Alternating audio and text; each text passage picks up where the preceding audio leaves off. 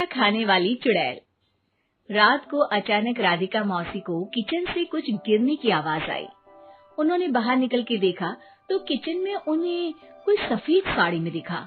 वो चीख पड़ी, हे भगवान, आलतू जलाल तू आई बला को टाल तू, आलतू जलाल तू आई बला को टाल तू। राधिका मौसी को चीखते सुनकर श्रवण बाहर आता है भागते हुए। अरे माँ, क्या हुआ? क्या देख लिया? दादी माँ आ गई क्या सपने में? अरे बेटा, रसोड़े में देख तो कौन है? श्रवण रसोड़े में झांक कर देखता है और उसे कोई नहीं दिखता अंदर। अब रसोड़े में तो कोई नहीं है माँ। कोई सफेद साड़ी में नहीं है क्या? नहीं माँ, कोई भी नहीं है। चिल्लम चिल्ली की आवाज सुनकर काजल भी वहाँ आ जाती है। अब क्या हो गया माँ जी? अरे बेटा, रसोड़े में एक चुड़ैल थी सफेद साड़ी में। अरे क्या कर रही थी वो अंदर? अरे बताया नहीं, कल आएगी ना तो पूछ लूंगी। चुड़ैल जी, आपका क्या प्लान है? माँ जी, रात बहुत हो गई है, आपने कोई बुरा सपना देखा होगा, चलिए सो जाइए। राधिका मौसी सोने तो चली जाती है पर उनको रात भर नींद ही नहीं आती।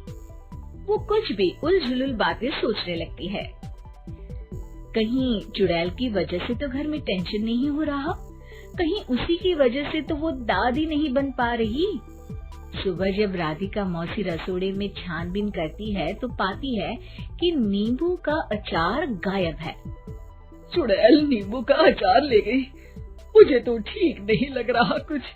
चुड़ैल को भी पता है कि जिंदगी का असली मजा तो खट्टे में ही है। राधिका मौसी झट से श्रवण को फोन कर देती है।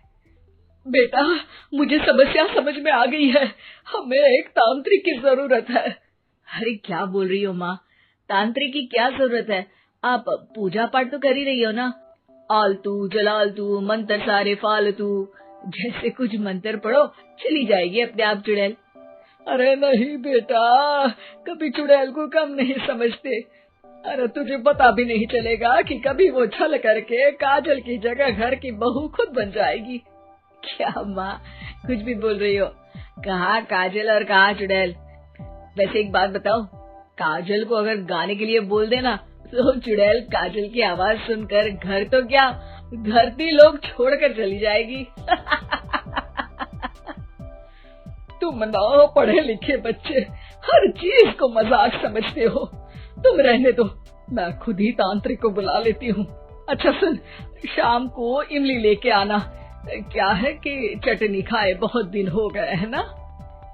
नहीं माँ, इमली तांत्रिक से ही मंगवा लो ना, आटा वगैरह भी उसी से पिसवा लेना। देखो मुझे काम करना है। श्रवण रात को कई तरह की सब्जियों के साथ माँ के कहने पे चटनी के लिए इमली भी ले आया था, लेकिन राधिका मौसी के दिमाग में अलग ही फिल्म चल रही थी।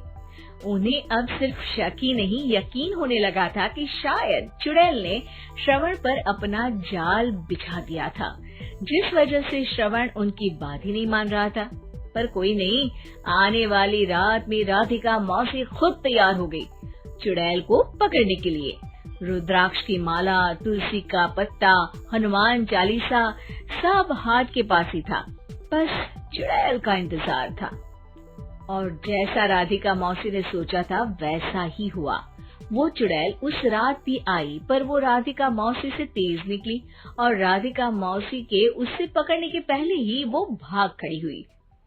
जरूर बहू पे साया है उस चुड़ैल का, तभी तो श्रवण के कमरे में गई है। और अगली सुबह राधिका मौसी पिछली रात हुए हमले में किन चीजों का नुकसान हुआ उसका हिसाब लगा रही थी। उनके खेमे से एक आम के अचार की शीशी भी गायब हो चुकी थी और वो इमली भी जो कल श्रवण लेकर आया था। राधिका मौसी इस बारे में सोच ही रही थी कि श्रवण जल्दी से रसोड़े में आकर दवाइयों की पोटली ढूंढने लगता है। अरे बेटा, क्या हो गया? अब माँ, वो काजल की तबीयत खराब है, बहुत घबराहट हो रही है उसे। हे भगवान, मैंने पहले ही कहा था कि तांत्रिक को बुला लेते हैं, पर नहीं। अब देखो, उस चुड़ैल ने काजल को अपने वश में करना शुरू भी कर दिया है। हालांकि श्रवण भूतों में विश्वास नहीं करता था, पर अब वो भी डर जाता है और राजी हो जाता है एक तांत्रिक को बुलाने के लिए। कुछ ही घंटों में तांत्रिक आ जाते हैं और राधिका मौसी तांत्रिक जी को सब बता देती है। घोर संकट, घनघोर संकट, चुड़ैल को मारू जोर चाकट, ओम भट स्वाहा खटखा के आहा। अरे ये क्या मंत्र है? मेरे खुद के ओरिजिनल मंत्र है, कल रात को ही लिखे हैं, अच्छे लगे तो दाद चाहूंगा। एक और मंत्र सुनो। अर्ज किया है आब्राकडाब्रा, दिल्ली बम्बई आगरा, चंदा मामा सोवरले सुरन मामू जारा। ये मंत्र है? अरे कोई 40 वालीसा पढ़ो ना। वक्त कम है, 40 नहीं पड़ेंगे, 20-25 में काम चलाना पड़ेगा। अलग निरंजन जाके लंदन, मुफ्त का मंजान घिस मेरे नंदन। अरे जल्दी करो तांत्रिक जी, जल्दी करो। तांत्रिक अपने उल झलूल मंत्र पढ़ने लगता है। श्रवण को तांत्रिक पे शक होता है। वो अपने एक डॉक्टर दोस्त को कॉल कर देता है ताकि कोई अनहोनी हो तो इमरजेंसी में चीजें मैनेज हो जाए। तांत्रिक धुनी रमाता है, जिसकी वजह से कमरे में काफी धुआं हो जाता है और जिसकी वजह से बहू की घबराहट बढ़ जाती है। अब भागेगी चुड़ैल। हाँ। बहू खांसते हुए धुएं से बचने के लिए बाहर चली जाती है। अरे भाग रही है, भाग रही है। पीछे पीछे श्रवण भी जाता है। बहू एक सोफे पर बैठ जाती है। तभी डॉक्टर दोस्त आ जाते हैं और श्रवण को पानी लाने के लिए कहते हैं। थोड़े चेकअप के बाद डॉक्टर कहते हैं, मेरे हिसाब से जाप का काम पूरा हो गया है। क्या मतलब? अरे कुछ भी नहीं माँ, कोई चुड़ैल नहीं है, खुशखबरी है, अब दादी बनने वाली है। मगर वो सब अचार के डब्बे। श्रवण दोनों अचार के डब्बे अपनी माँ को दिखाता है, जो कि उनके बिस्तर के नीचे छुपे हुए थे। आपने सही बोला था माँ, वो चुड़ैल काजल ही थी जो खट्टा खा रही थी। हमें कल ही पता चला, पर हमने आपको ये तांत्रिक वाला काम करने दिया ताकि आपको भरोसा हो जाए कि भूत वगैरह कुछ होता ही नहीं। अच्छा, ये तो बड़ी खुशी की बात है। पर बेटा मुझे एक झाड़ू तो ला दे।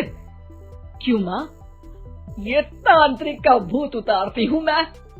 अब तांत्रिक राधा मौसी के डर से घर से भाग निकलता है और राधा मौसी उसके पीछे भागती है। अरे संकट ये घनघोर है, तांत्रिक मुआ चोर है।